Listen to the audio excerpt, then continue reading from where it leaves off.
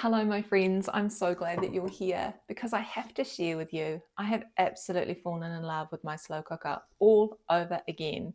I don't know about you, but I don't always use it the way that I could, or as many times a week as I could. It sits in the cupboard. I kind of forget about it until I get into that funk of just not feeling inspired about dinners again because I'm busy. I've got a lot of other things going on. And sometimes the last thing I feel like doing is cooking a meal from scratch. But this slow cooker means that I have spent 30 seconds one day, a minute the next, just throwing together a few bits and pieces so that we can have a beautiful home cooked, nourishing meal. It's faster than even going through the drive-through. So let me show you how I created our tasty pulled pork that we had with a beautiful creamy slaw and some buns. I also created my pesto chicken, which I had with linguine. It took me 30 seconds to throw together. I'm not joking, 30 seconds. And I also did a beautiful chicken noodle soup that I'm going to reheat for my lunch, that I have reheated for my lunch today. It smells absolutely incredible, so comforting and full of really good things. So let's get started and let me show you how easy it is to inject some good energy and some tasty flavors into your slow cooker. Let's start with our easy slow cooker pork recipe. This is going to be the most divine pulled pork and it's so simple to put together. I'm starting with my piece of pork shoulder that I've got here, and to that I'm simply going to add some crushed garlic. You don't have to add the garlic, completely up to you, but it does add a beautiful flavour.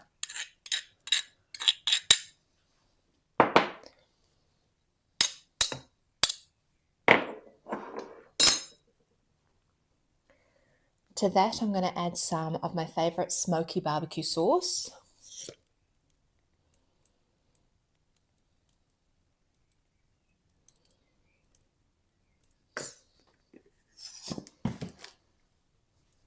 Add some salt and pepper. You want a good amount of salt.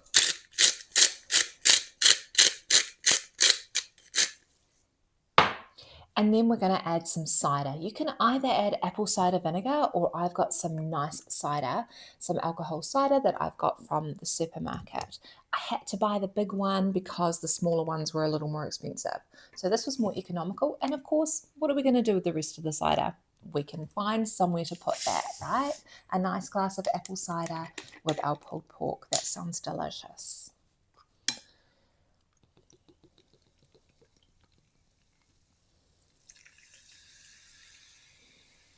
And this apple cider is just going to break down our pork beautifully.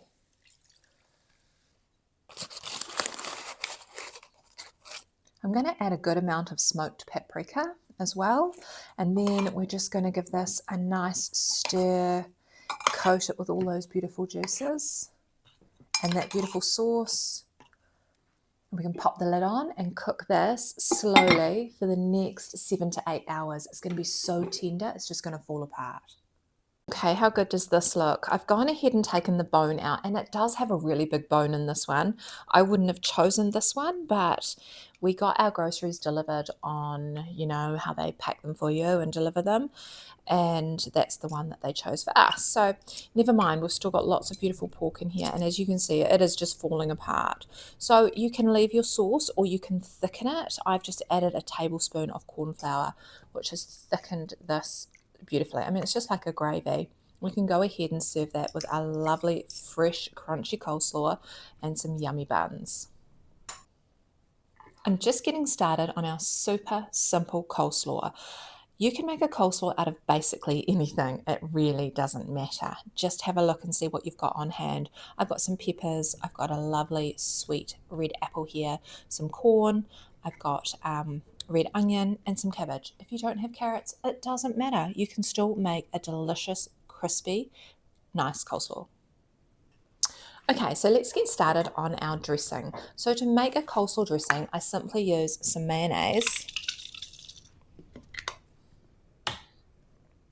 It depends what mood I'm in. I can make a coleslaw dressing out of anything as well. I've got some sweet chili sauce. And then you need something acidic, so either some apple cider vinegar or squeeze a lemon. I haven't got access to a lemon, so I'm just going to use some of this lovely lemon juice that I have in the fridge for emergencies. So give that a little mix up, and that is going to be our dressing for our super simple coleslaw. And now we can chop up these veggies. Just going to leave the skin on the apple because it's so much better for us and it adds a lovely colour. Lots of bright, beautiful corn. Now for the red onion. Okay, this looks amazing because it's got so many different colours. Because coleslaws are a little bit of a guessing game, we don't know how many veggies we're putting in, so we didn't know how much dressing to make. We can just go ahead and add extra at the end. Exactly the same combination that we started with, so that we have a lovely creamy dressing that covers all of our vegetables and of course our fruit. Just one more tip with coleslaws: it's best not to make them and then serve them straight away. Make it earlier in the day because the acidic lemon will just break down the cabbage so that it's all lovely and sort of just, absorbs all the dressing as well, and it's much easier to eat, but it's also tastier as well. So it's the end of a long day and we don't have to worry about dinner. We've got a simple slaw if you want to serve your pulled pork with your super simple slaw, and we've also got our delicious pulled pork. Now let me grab a fork and just show you that it does. It just falls apart and it's so, so delicious. It's got that lovely thick gravy in it as well because we used a bit of cornflour, which means we don't have to waste any of those lovely juices that it was cooked in, and all the apple cider vinegar. We can go ahead and serve that to our family and they can put that on some lovely buns. You could also serve it with rice or mashed potatoes, whatever. But if it's been a busy day and you haven't got time to cook, just serve it with some buns, easy slaw or some salad. The secret to a perfect pulled pork is to make sure that you season it. So before you serve it, does it need a little bit more cornflour added to thicken it up? When it's hot, does it need some more salt, a little bit of pepper? Does it need a little bit more smoked paprika? Just play around with it until you've got it absolutely perfect. And then with this, I've just got some supermarket buns that I've popped into the oven so they're all toasty and hot as well. Doesn't that look nice and simple and easy for a weeknight dinner? How good does this look? Yes, I've overloaded it with the creamy slaw, but I couldn't help it. It's that tasty. I hope that you will give this simple recipe a go. Now let me show you how I make this easy, creamy pesto chicken. It just takes a few seconds to throw together. I often make my own pesto through the summer months, but I haven't got that on hand as we're just heading into spring. So I'm going to use my jarred pesto and I'm just going to pop in about a cup of this. I've already got my chicken breast in here, and that is all we need. And then we're going to cook this for about the next 7 to 8 hours.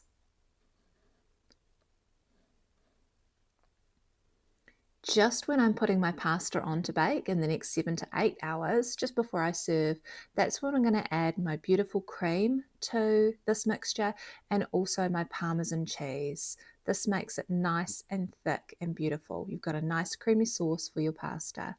Top it with a bit of extra Parmesan cheese and a few basil leaves, and we are good to go with a nice, simple, tasty meal. Now let's move on to my Nourish Me chicken noodle soup. This really does heal my soul. I love this. Every season of the year, we will cook this beautiful meal. So you don't need to be too fussy here. You can just use whatever vegetables you have on hand.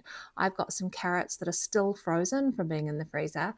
I've got some broccoli. I would usually use celery, but my daughter is completely against celery at the moment, so I'm using broccoli just to please her so that she will eat it. Even though she's a teenager, she still gets a bit fussy about things.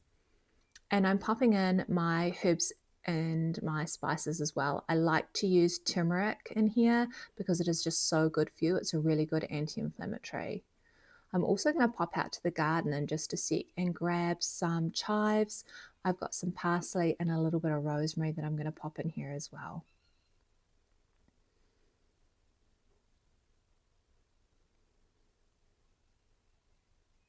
So you can add whatever kind of herbs that you have on hand, but these are my favorites. I'm going to cook this for 7 hours and then I'm going to add this pasta and cook it for another hour and it will be all good to go. Because I had so much time having a slow cooker meal, doing all the work, I was able to make these lovely buns and I couldn't help eating one while dinner was just about ready. They were that good. How good does this look? So nourishing. We've got all our noodles in here, all our vegetables, and it's just full of flavour. I like to add a little bit of cream to this just before I serve. It makes it nice and creamy. I'm going to serve this with our buns.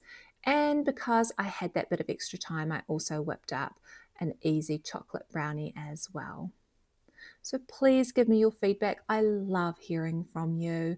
Would you like to have the recipe for my easy no-knead buns as well? Let me know because I would love to share.